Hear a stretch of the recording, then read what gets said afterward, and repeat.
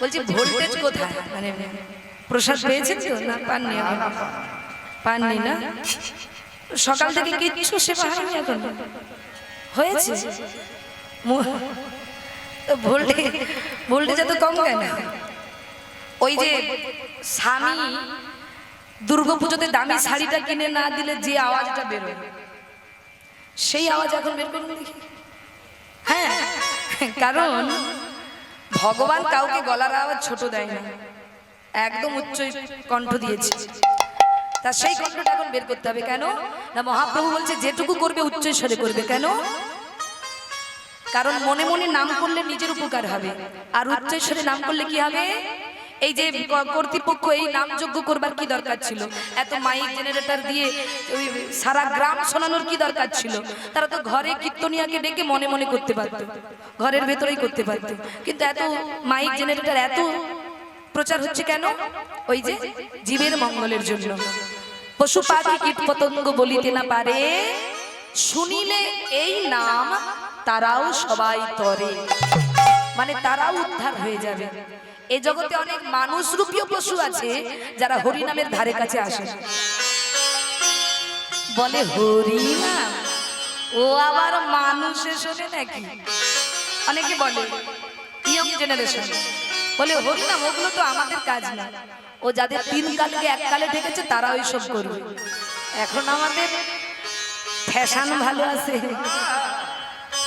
এখন তো বিউটি পার্লারে যাবার সময়, এখন তো মোবাইলে হ্যালো হ্যালো করবার সময়।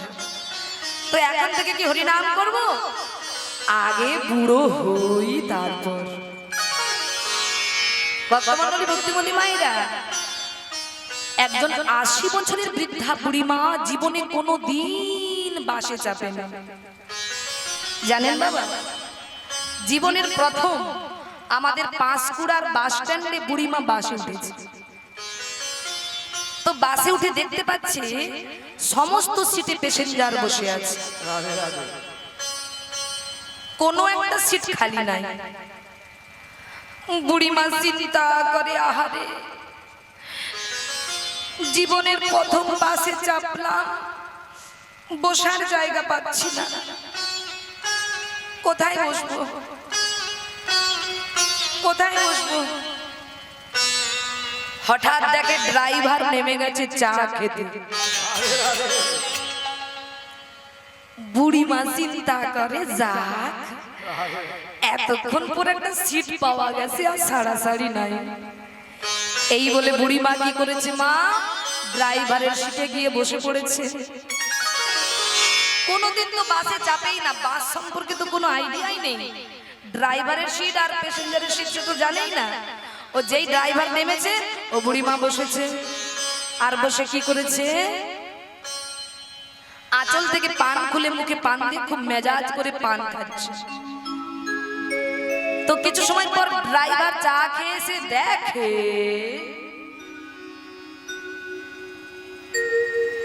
রাধে রাধে সিট লেডিস হয়ে গেছে। মাসিমা, ও মাসিমা, দেখবেন ব্যালকনিতে বসলে তার একটা গ্র্যাভিটি আলাদা হয়, তার একটা ভাবভঙ্গি আলাদা হয়। যেই না ডাক দিয়েছে মাসিমা, বুড়ি মেজাজ দেখিয়ে বলে, কি? ড্রাইভার বলে, মাসিমা ওটা আমার সিট, আপনি ওখানে বসেছেন কেন? উঠুন, উঠুন, উঠুন বলছি। বুড়ি বলে, বাজে কথা বলবি না, এই সিটটা ছাড়া অন্য কোনো সিট খালি ছিল না।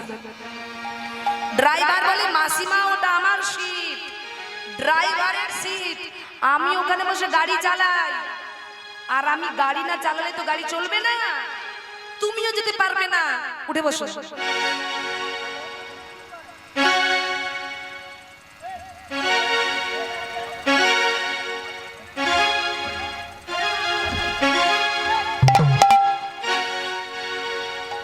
বুড়ি বলে, আচ্ছা বাবা, বিরক্ত করছিস কেন বলতো? বয়স্ক মানুষ, আজকের দিনটা বসেই যখন পড়েছি, আজকের দিনটা একটু অন্য সিটে বসে চালিয়ে এলে না বাবা, আজকের দিনটা অন্য সিটে বসে চালিয়ে নে। ও বুড়িমা জানে না বাসে অনেক সিট থাকতে পারে, কিন্তু ড্রাইভারের সিট ছাড়া যেমন গাড়ি চালানো যায় না, তদনুরূপ বাবা আমাদের জীবনে অনেক পরমায়ু থাকতে পারে, কিন্তু যৌবন কাল ছাড়া গোবিন্দ ভজন আর হবে না। নিতাই গৌর। তদনুরূপ আজকের দিনটা চলে গেলেও আর এইভাবে একই জায়গায় একই আসনে বসে হরিনাম গাইবার বা শুনবার সুযোগ আপনি আর না পেলেও পেতে পারেন। কেন না এই নিঃশ্বাসের নাই বিশ্বাস আছে বাবা। এই নিঃশ্বাসের যে বিশ্বাস নেই গো মা। আমি যে কীর্তন গিয়ে আবার পরের আসরে গিয়ে গাইতে পারবো আজকে, সে সুযোগটা নাও পেতে পারি।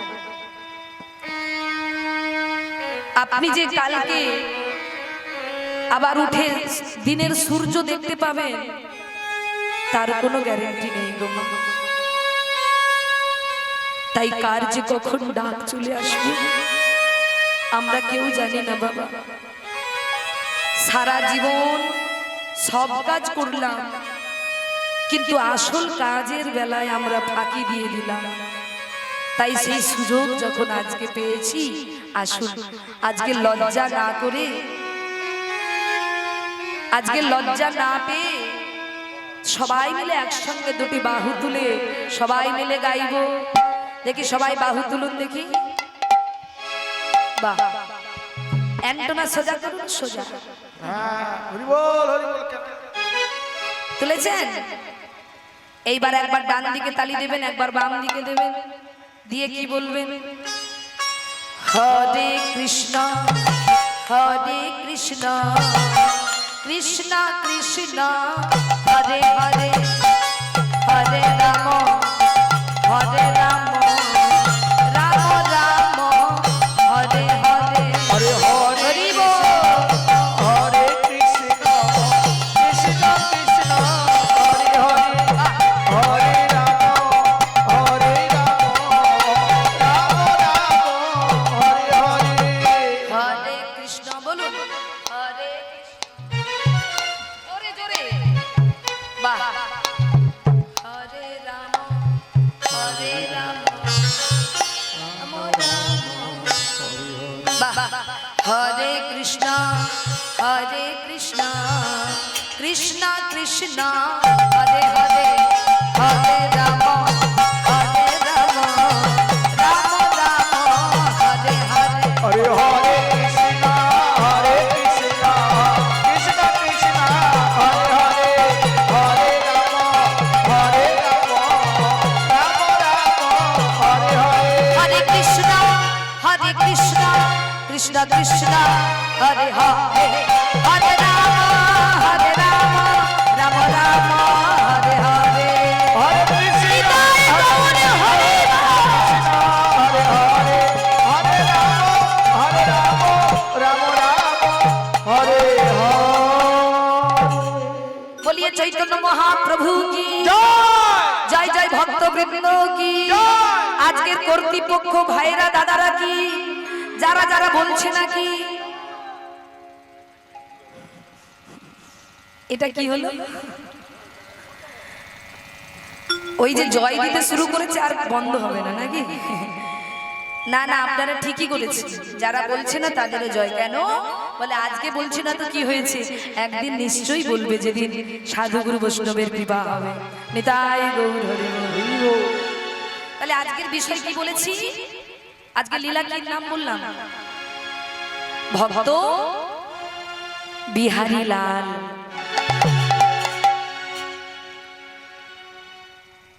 বাংলাদেশে জন্ম, পিতার নাম হলো দ্বিজ ঘোষ, মায়ের নাম হলো মায়াবতী। ওমা ঘোষ মানে বোঝেন তো? গোয়ালার, তাই তো? হ্যাঁ। আর গোবিন্দ কার ছেলে? কৃষ্ণ কার ছেলে? ভগবান। তিনিও ঘোষের ছেলে, নন্দ ঘোষের ছেলে। তো ভক্তমণ্ডলী ভক্তিমতী মায়ের, তাহলে বিহারীর বাবার নাম হলো দ্বিজ ঘোষ আর মায়ের নাম হলো মায়াবতী। যখন বিহারী মায়ের গর্ভে এসেছে, আস্তে কথা নয় মায়েরা, মাগো মা কথা বলো না মা, এই কথাগুলো মন দিয়ে শুনবেন, আপনাদের জীবনের সঙ্গে মিলে গেলেও মিলতে পারে। যখন মায়ের গর্ভে বিহারী এসেছে, বিহারী জন্মগ্রহণ করবার আগে বিহারীর পিতা অর্থাৎ দ্বিজ ঘোষ ইহলোক পরিত্যাগ করে চলে গেলেন। এইবার বলুন তো মায়েরা, কোন স্ত্রী গর্ভবতী অবস্থায় যদি তার স্বামীকে হারিয়ে ফেলে, তাহলে সেই নারীর জীবনটা কেমন হয়? কারণ যার জীবন থেকে স্বামী হারিয়ে যায়, তার জীবনটা যে বড় অন্ধকার হয়ে যায়। তার জীবনে সব সুখ, সব আনন্দ নষ্ট হয়ে যায়। স্বামী হলো স্ত্রীর কাছে বটবৃক্ষের ন্যায়। পথিক যেমন ক্লান্ত অবস্থায় বটবৃক্ষের তলায় বসে তৃপ্তি অনুভব করে, আরাম প্রদান করে, প্রচন্ড রৌদ্রের মাঝখানে আপনি পথ দিয়ে হাঁটছেন, দেখবেন একটা বটবৃক্ষের তলায় বসলে যে শান্তি আপনি পান, তদনুরূপ নারীদের কাছে তার স্বামী শান্তিময় জায়গা। যদি কোনো নারী তার স্বামীর ভালোবাসার ছায়ার মধ্যে থাকতে পারে, তার জীবনটা যে আনন্দে ভরে যায় বাবা। আর যদি কোনো নারী ওই স্বামী নামক ব্যক্তিকে হারিয়ে ফেলে, তার যে জীবনটা বড় অন্ধকার হয়ে যায়। তাই আজ মায়াবতীর জীবনটা অন্ধকারে ভরে গেল বাবা। গর্ভবতী অবস্থায় তার মুছে গেল সিঁথির সিঁদুর, তার ভেঙে গেল হাতের শাখা, তার জীবনের সমস্ত রং মুছে গেল, তার জীবনটা অন্ধকার হয়ে গেল। অমনি মায়াবতী ছুটতে ছুটতে চলেছে ঠাকুর ঘরে। ঠাকুর ঘরে ভগবানের চরণ তলে পড়ে বলে, এ তুমি কি করলে ঠাকুর? এ তুমি কি করলে?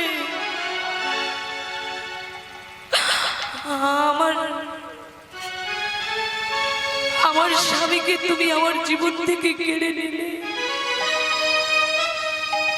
আমার জীবনের সমস্ত রং তুমি মুছে দিলে। ভক্তমণ্ডলী ভক্তিমতী মায়েরা, যার জীবন থেকে স্বামী চলে গেছে,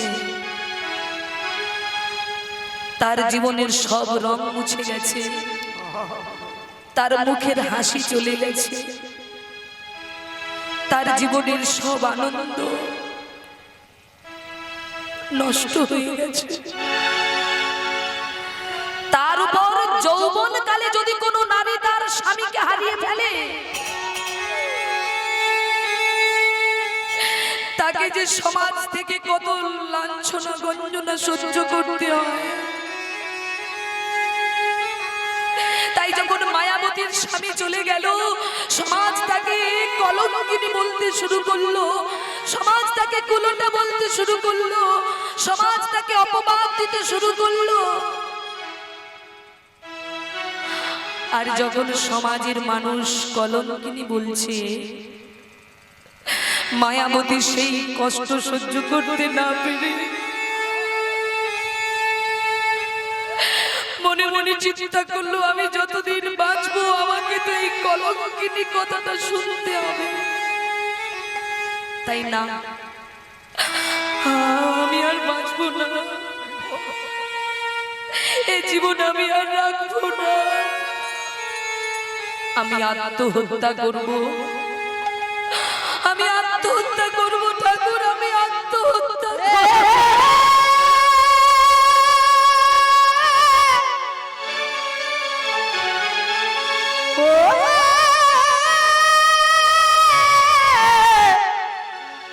হে ভগবান,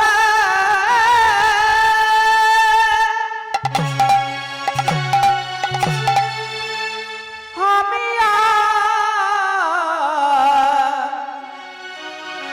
এ জীবন রাখিব না,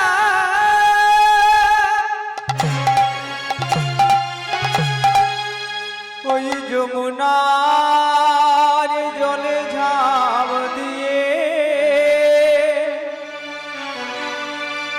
আমি প্রাণ বিসর্জন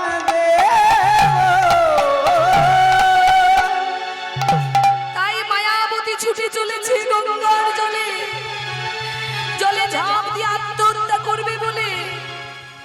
কিন্তু ভক্তমণ্ডলী, ভক্তিমতী মায়েরা, মায়াবতী জলে ঝাঁপ দিতে গিয়ে সে আত্মহত্যা করতে পারল না। মা কেন জানেন? কারণ ঝাঁপ দিতে গিয়েই তার মনে পড়ে গেল তার ভেতরে যে একজন এসে গেছে।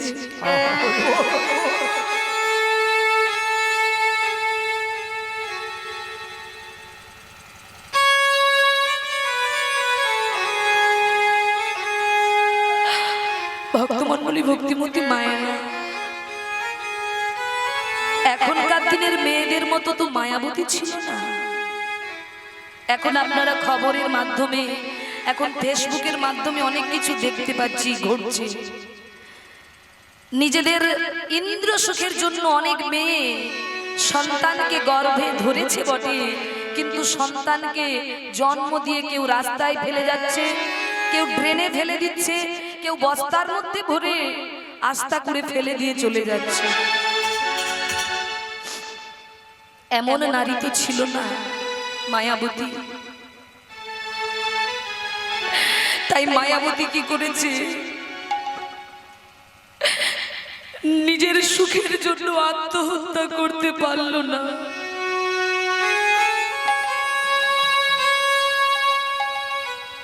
নিজের সুখের জন্য আত্মহত্যা করতে পারল না। ঝাঁপ দিতে যেই গিয়েছে, ভেতর থেকে কে যেন বলছে, মা,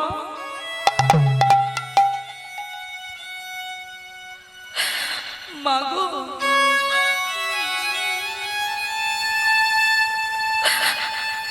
আমি কি দোষ করেছি মা? আমি কি দোষ করেছি বলো না মা?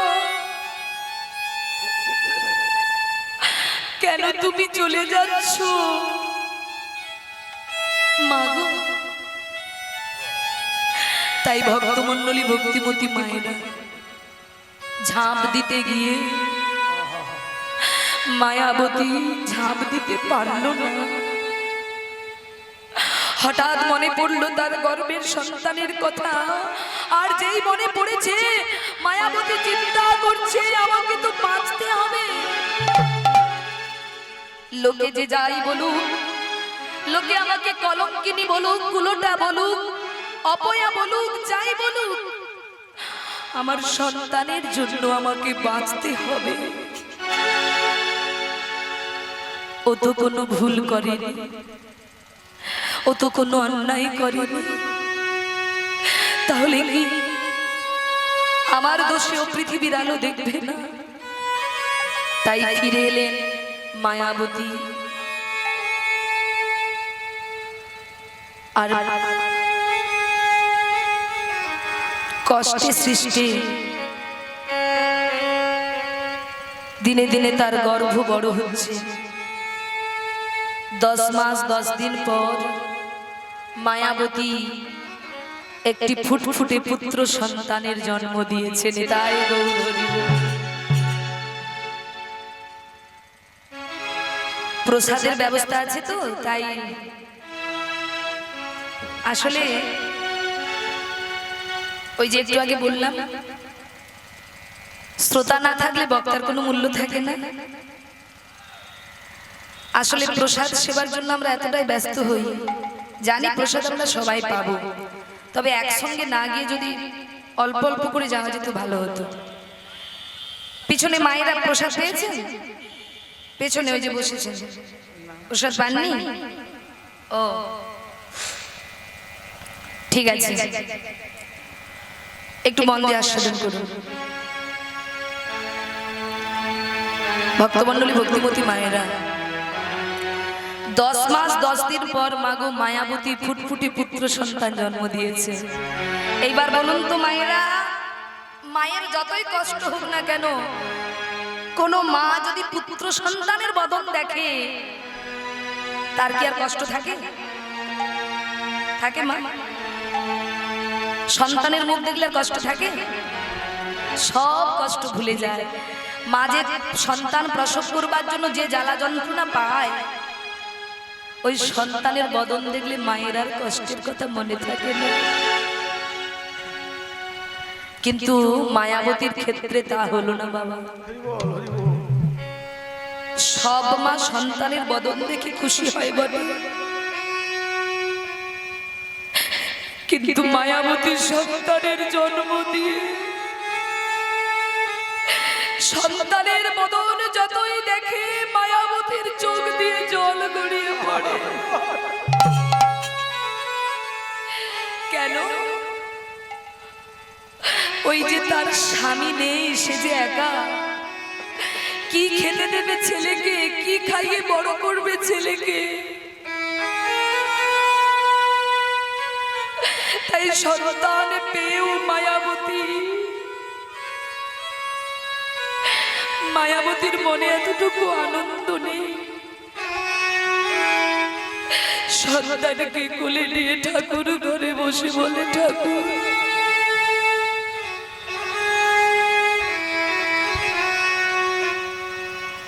তুমি যদি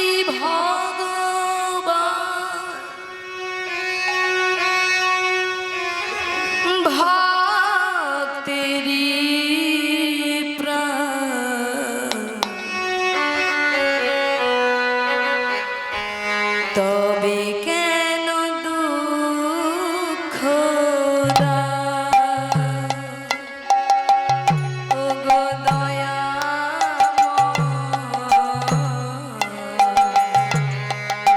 তবে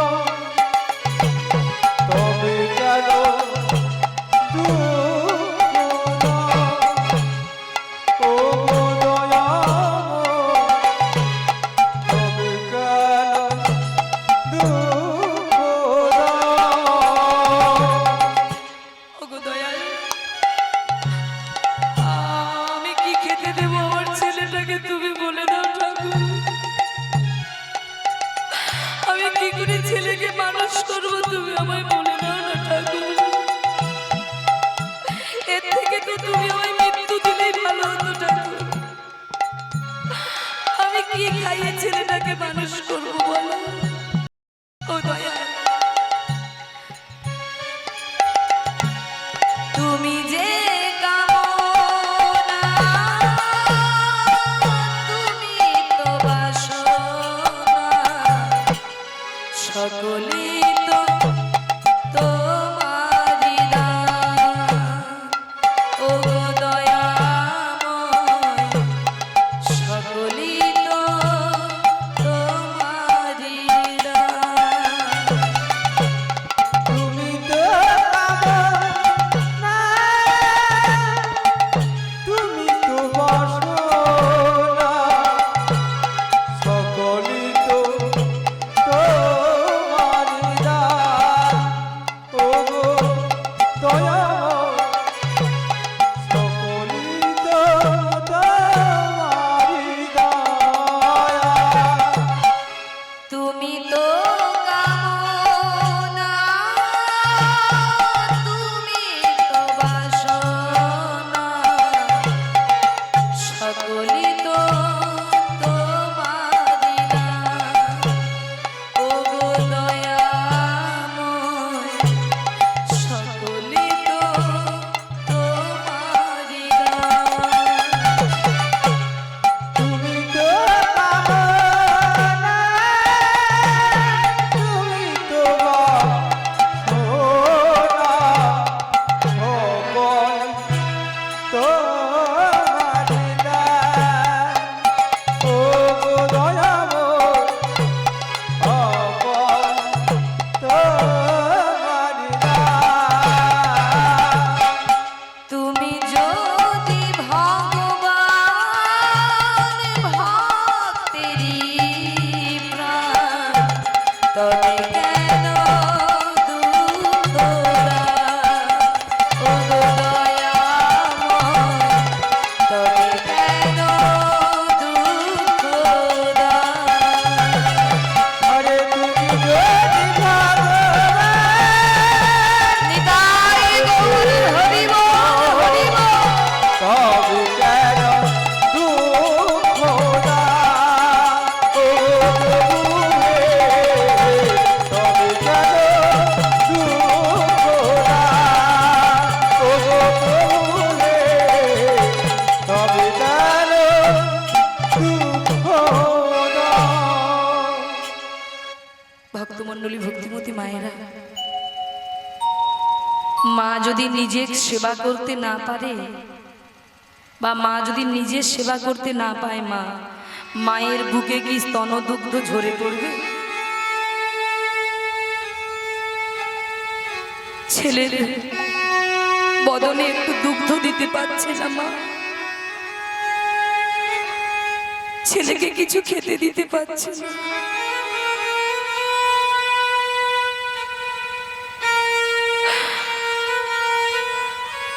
মা ছুটতে ছুটতে চলেছে পাশের বাড়িতে। আগেকার দিনে তো এত আরামদায়ক দিন ছিল না মা, এত টাকা পয়সার ব্যাপার আগেকার দিনের মানুষদের কাছে ছিল না। আগেকার দিনের মানুষরা অনেক কষ্ট করে জীবন অতিবাহিত করেছে। আজকে মায়াবতী পাশের বাড়িতে গিয়ে ডাক দিয়েছে, দিদি, ও দিদি, তোমাদের বাড়িতে রান্না হয়েছে গো। কেন রে, আমাদের রান্না হয়েছে কি হয় না তোকে কেন বলবো? দিদি, আমাকে একটু ভাতের ফ্যান দেবে দিদি? আমার ছেলেটাকে যে আমি কিছু খেতে দিতে পারছি না দিদি, আমার ভেতরটা যে পুড়ে যাচ্ছে দিদি, আমাকে একটু ভাতের ফ্যান দাও না দিদি। মা গো, যারা প্রকৃত মা হয় গো, তাদের দেহে প্রাণ থাকতে তারা সন্তানের কষ্ট দেখতে পারে না। সন্তান অন্ধ বোবা কালা খোড়া যাই হোক না কেন বাবা, মায়ের কাছে তার সন্তান যে বড় প্রিয় হয়, বড় আদরের হয়। মায়ের জীবনের নিঃশ্বাস থাকতে থাকতে প্রাণ থাকতে থাকতে সন্তান যদি মাকে বড় হয়ে খেতেও না দেয়, সন্তান যদি মাকে মা বলে নাও ডাকে, তবু মা কোনোদিন সন্তানের খারাপ চায় না গো মা। কারণ মা যদি সন্তানের খারাপ একবার চায়, কোনো মা যদি সন্তানকে একবার অভিশাপ দিয়ে দেয়, মা গো সেই সন্তানের জীবন যে একেবারে অন্ধকার হয়ে যায়। তাই এখনকার দিনে ছেলে বৌমা বাবা মাকে দেখতে চায় না, ভালোবাসতে চায় না, তবুও মা কিন্তু তার সন্তানের খারাপ কোনোদিন চায় না। ছেলে চাকরি করে, বিয়ে করেছে, বৌমা নিয়ে বিদেশে চলে গেছে, আর গ্রামে বৃদ্ধ বাবা মা পড়ে আছে। বাবা মাকে যে মাসে মাসে টাকা আগে দিত, বিয়ের পর টাকা দেওয়া বন্ধ হয়ে গেছে। কোনোদিন খোঁজ নেয় না বাবা মা কেমন আছে। আবার সে নাকি শিক্ষিত হয়েছে, চাকরি করেছে। বলে যারা শিক্ষিত হয়েও অশিক্ষিতের মতো কাজ করে, তারা আর যাই হোক না কেন অপরকে কোনোদিন শিক্ষা দিতে পারে না, আর তাদের দেওয়া শিক্ষা গ্রহণযোগ্য হয় না। তাই বৃদ্ধ বাবা মাকে গ্রামে রেখে ছেলে আনন্দে বিদেশে স্ত্রী সংসার নিয়ে মেতে আছে। এখানে গ্রামে বাবা মা কি খাবে? তাই মা গ্রামে গ্রামে ভিক্ষা করতে যায়। কেউ যদি বলে দিদি তুমি ভালো আছো, একবারের জন্য মুখ ফুটে বলে না যে আমি খারাপ আছি, কারণ তার কষ্টের কথা সে কাউকে জানায় না। জানালে কি হবে? তার সন্তানকে ছোট করা হবে। তাই মা কারো কাছে মুখ ফুটে তার মনের কথা বলে না। তবে হ্যাঁ, যদি রাস্তায় যেতে যেতে কোনো ঠাকুর মন্দির দেখতে পায়, মা তখন ওই ঠাকুরের কাছে চোখের জলে জানায়, ঠাকুর যত দুঃখ আছে তুমি আমাকে দাও ঠাকুর, যত কষ্ট আছে তুমি আমাকে দাও ঠাকুর, আমার সন্তানকে তুমি ভালো রেখো ঠাকুর, আমার সন্তানকে তুমি ভালো রেখো। এই হলো মায়ের ভালোবাসা। এই মায়ের ভালোবাসার কাছে জগতে কোনো ভালোবাসার তুলনা করা যায় না বাবা। এই জগতে বন্ধু বান্ধব স্বার্থ ছাড়া কেউ পাশে আসে না। আত্মীয় পরিজন বন্ধু বান্ধব স্বার্থ ছাড়া কেউ আপনার কাছে আসবে না, কিন্তু স্বার্থ ছাড়া ভালোবাসে গর্ভধারিণী মা। তাই সন্তানকে মানুষ করবে বলে মা দাঁড়ে দাঁড়ে ভিক্ষা করছে। কেউ হয়তো ভিক্ষা দেয়, আবার কেউ বা দূর দূর করে তাড়িয়ে দেয়। এইভাবে ভিক্ষা করে মানুষ করছে তার সন্তানকে। ধীরে ধীরে বড় হয়েছে বিহারী। 8 বছর বয়স হয়ে গেছে। মায়ের সব কষ্ট ওই বিহারীর মুখে মা ডাক শুনলে মায়ের সব কষ্ট দূরে যায় বাবা।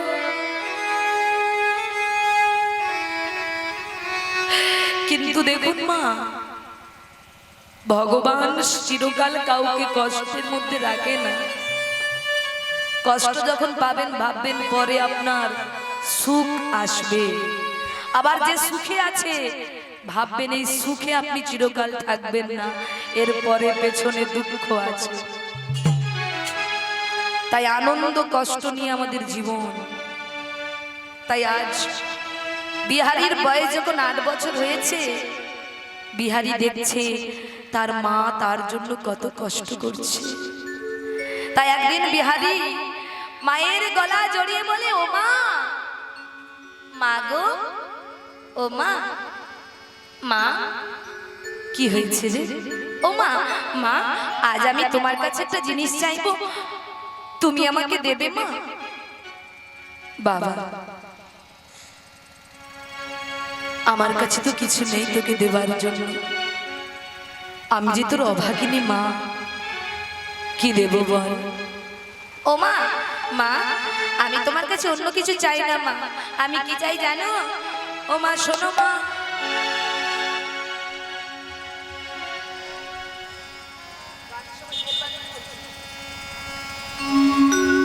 কি? ও মা আমি কি চাই জানো? বল কি চাস? তাহলে শোনো মা, মা গো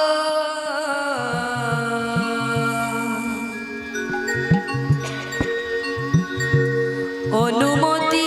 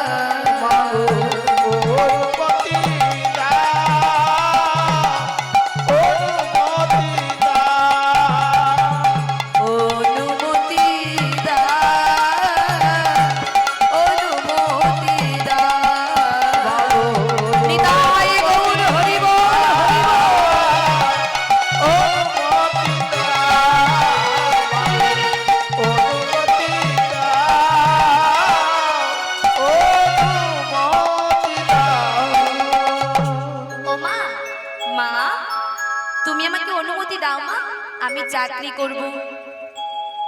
আর যেই বলেছে চাকরি করব, কি মা এখনকার দিনের মায়েরা শুনলে তো বড় খুশি হবে নাকি? ছেলে মেয়ে যদি চাকরি পায় বাবা মা খুশি হয় না? খুশি হয় তো। কেন না, ছেলে এবার মোটা টাকা রোজগার করবে, আর ছেলে চাকরি পেলে ভালো বৌমা আসবে বাড়িতে। ছেলে চাকরি করলে আমাদের আর কোনো দুঃখ থাকবে না।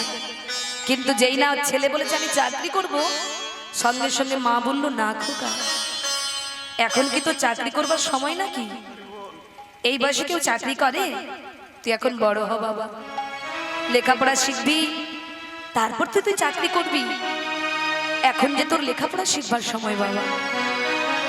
না মা, তোমাকে অনুমতি দিতেই হবে, আমি চাকরি করব। জানো মা, আমি চাকরি করলে তোমার আর কোনো দুঃখ থাকবে না, তোমার আর কোনো কষ্ট থাকবে না, তোমাকে আর কারো দ্বারে গিয়ে হাত পেতে ভিক্ষা চাইতে হবে না। ও মা, মা তুমি আমাকে অনুমতি দাও, আমি চাকরি করব।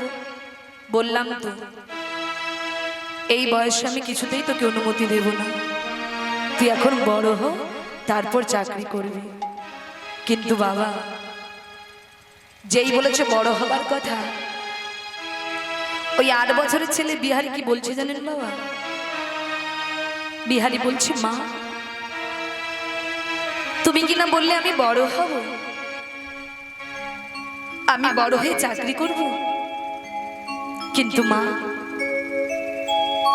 ওই বড় হবার আগে যদি আমার দেহ থেকে প্রাণ চলে যায় মা, বড় হবার আগে যদি আমার ডাক চলে আসে মা, তাহলে তুমি বলো না মা, আমি কি পারবো চাকরি করতে? আমি কি পারবো তখন তোমার সেবা দিতে? আর সন্তান হয়ে যদি মা বাবার সেবা কেউ করতে না পারে, তাহলে সে যাই করুক না কেন, সে যে কখনো ঊর্ধ্বগামী হতে পারে না। তাই মা তুমি আমাকে অনুমতি দাও, আমি চাকরি করব। যখন মায়ের কাছে বায়না ধরেছে ছেলে, মা বাধ্য হয়ে অনুমতি দিলেন চাকরি করবার জন্য। আর যেই অনুমতি দিয়েছে অমনি বিহারীর আনন্দ ধরছে না। বিহারী কি করছে বাবা? আনন্দ ধরছে না, অমনি ছুটতে ছুটতে চলেছে চাকরি করবে বলে। আর কি চাকরি? আগেকার দিনে তো এখনকার মতো সরকারি চাকরি বাকরি ছিল না। কি চাকরি জানেন বাবা? ঘোষের ছেলে তো, তাই পাশে মায়েদের বাড়ি থেকে গরু বাছুর নিয়ে মাঠে চড়াতে যাওয়া, এটাই হলো তার চাকরি। তাই বিহারী পাশের বাড়িতে গিয়ে ডাকছে, ও মা,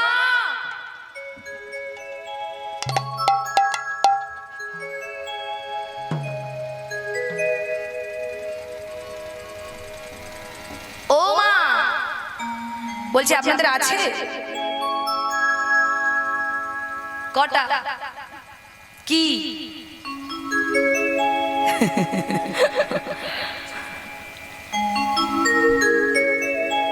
ও মা, আছে তোমাদের বাড়িতে গরু? গরু আছে? তাহলে তখন যে বললেন আছে, তাহলে কি বলছেন আছে যে? নেই আপনার বাড়িতে? নেই মা, নেই। কার বাড়িতে আছে গরু? বাবাদের বাড়িতে। কটা আছে? দুটো। আর এদিকে মায়েদের কারো বাড়িতে নেই? তাহলে আমার চাকরি হবে কি করে? আমি যে মাকে কথা দিয়েছি মায়ের চোখের জল মুছাবো। কটা? আড়াইটা। ওদের বাড়িতে আড়াইটা আছে, মানে দুটো গরু একটা বাছুর আছে। এ তোমাদের বাড়িতে আছে তো? বাবা,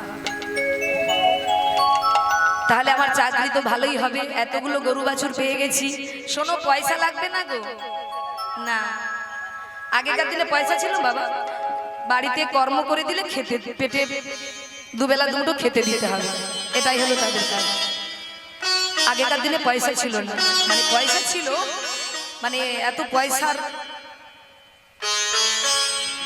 এখনকার দিনে যেমন পয়সার কোনো মূল্যই নেই, মানে কি বলা যায়, এত মানুষের পয়সা হয়ে গেছে, ভালো কাজে নষ্ট না করে আজে বাজে জায়গায় নষ্ট করা হচ্ছে।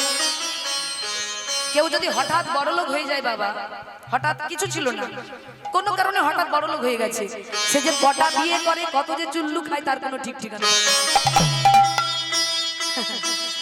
তো ভক্তমণ্ডলী, ভক্তিবতী মায়েরা যেমন পেয়েছিল তেমন আমার নষ্ট করেও ফেলছে, অসৎসঙ্গ করে।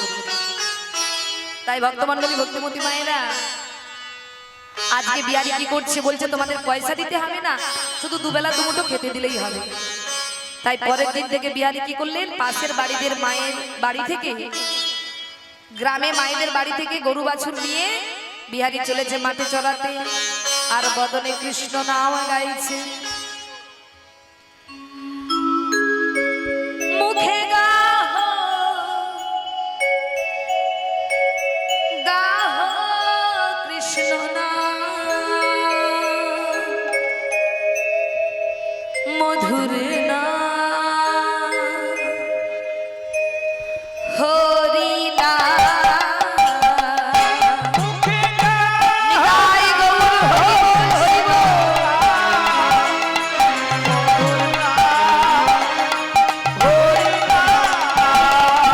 মুখে গাহো গাহো কৃষ্ণ নাম মধুর নাম হরি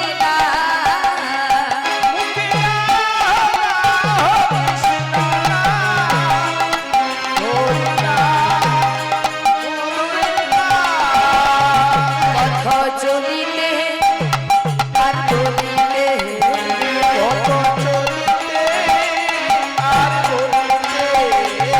পথ চলিতে আর বলিতে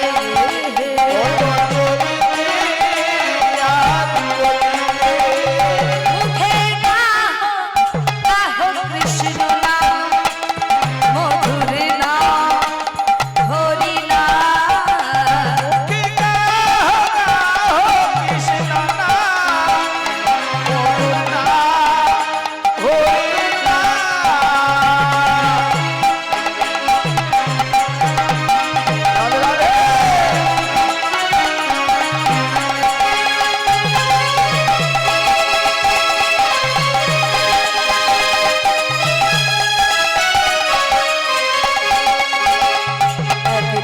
বিশ্বাস দৃঢ় বিশ্বাস প্রভুরি পদে প্রভু শঙ্করে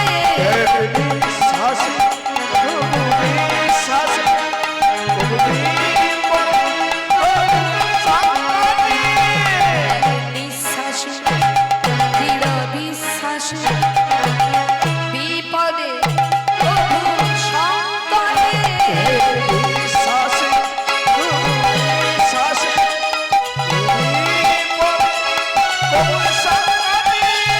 মুখে গাহো গাহো কৃষ্ণ নাম মধুর নাম হরি নাম মুখে গাহো গাহো কৃষ্ণ নাম মধুর নাম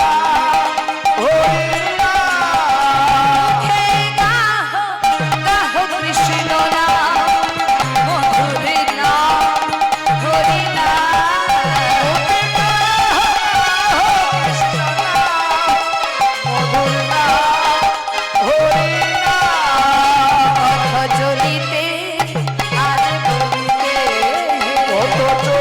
নিতাই গৌর হরি বল হরি বল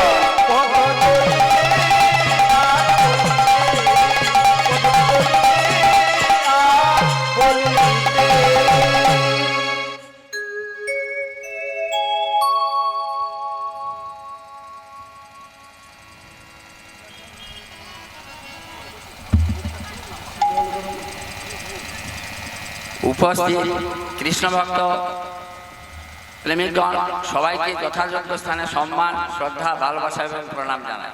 আর যিনারা এই কীর্তন পরিবেশন করতে আসছেন ওনাদেরকে সবাইকে সশ্রদ্ধ প্রণাম জানাই। আজকে এই কীর্তন আসরে ইনার কীর্তনে মুগ্ধ হয়ে কলাবেড়িয়া নিবাসী ভক্তপ্রাণ জয়দেব হালদার মহোদয় 20টি টাকা দিয়ে যিনি কৃষ্ণ কীর্তন গান পরিবেশন করছেন ওনাকে পুরস্কৃত করছেন। আশা করি আপনারা সর্বান্তকরণে সমর্থন করবেন।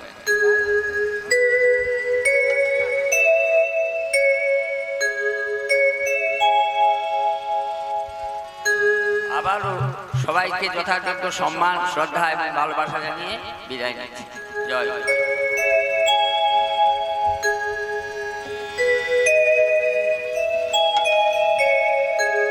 জনিতাই বিহারি কি করছে? পাশের মায়েদের বাড়ি থেকে গরু বাছুর নিয়ে মাঠে গিয়ে সারাদিন গরু বাছুরদের সঙ্গে খেলা করছে। আর যখনই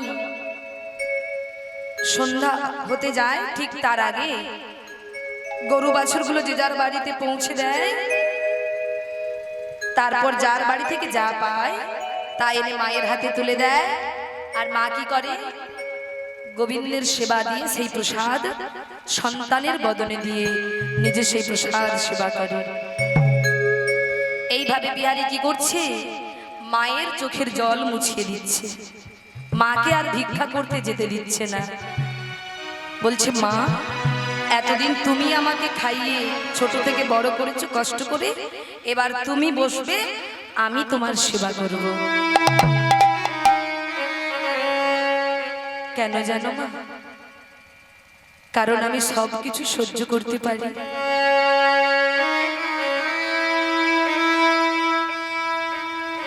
কিন্তু আমার মায়ের চোখের জল আমি সহ্য করতে পারি না।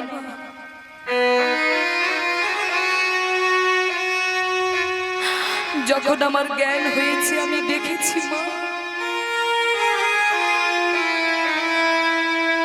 তুমি ভিক্ষা করতে যেতে, কোনোদিন কিছু পেতে, কোনোদিন খালি হাতে আসতে। তুমি নিজে না খাইয়ে আমাকে খাইয়েছো মা।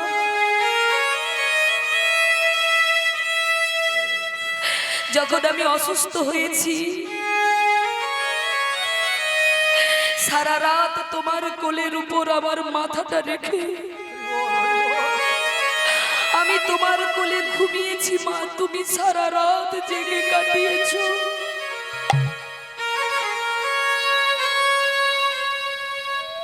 যখন আমি আঘাত পেয়েছি কোনো কারণে, আমার অঙ্গে যতটা না আঘাত লেগেছে তার থেকে বেশি কষ্ট পেয়েছো তুমি মা। আমার দুঃখের দিনে, আমার কষ্টের সময় তুমি আমার পাশে থেকেছো মা। তাই মা গো, আমি সব কিছু সহ্য করতে পারি মা, কিন্তু তোমার চোখের জল আমি সহ্য করতে পারি না মা। তাই আমি তোমায় দেখবো মা, আমি তোমার জন্য চাকরি করব মা। তাই বিহারি কি করছে, নিয়ে আসছে, মায়ের হাতে তুলে দিচ্ছে। আর মা গোবিন্দের সেবা দিয়ে সেই প্রসাদ সন্তানের বদনে দিয়ে নিজে সেই প্রসাদ সেবা করছে। কিন্তু একদিন কি ঘটলো দেখুন মা, কথায় আছে না যে যে করে আমার আশ তার করি সর্বনাশ। তথাপিও সে যদি না ছাড়ে আমার পাশ, আমি হই তার দাসানুদাস। তাই আনন্দে খেলা খেলতে খেলতে একদিন কি ঘটলো দেখুন, বিহারি বাছুরগুলো নিয়ে খেলা করছে, গাভী নিয়ে খেলা করছে। এমন সময় একটা বাছুর ছানা হারিয়ে গেছে। আর যেই বাছুরি হারিয়ে গিয়েছে, বিহারি চিন্তা করছে, হায় হায়, এবার তো আমার চাকরিটাই চলে যাবে। আর তো আগামী দিন থেকে কেউ আমাকে গরু বাছুর দায়িত্ব করে আমার হাতে ছাড়বে না। আর আমার যদি চাকরি চলে যায়, আমি তো আর আমার মাকে খেতে দিতে পারবো না। আমি যে মাকে কথা দিয়েছি মায়ের চোখের জল আমি মোছাবো, আমার মাকে আমি আর ভিক্ষা করতে যেতে দেব না। তাহলে কি হবে?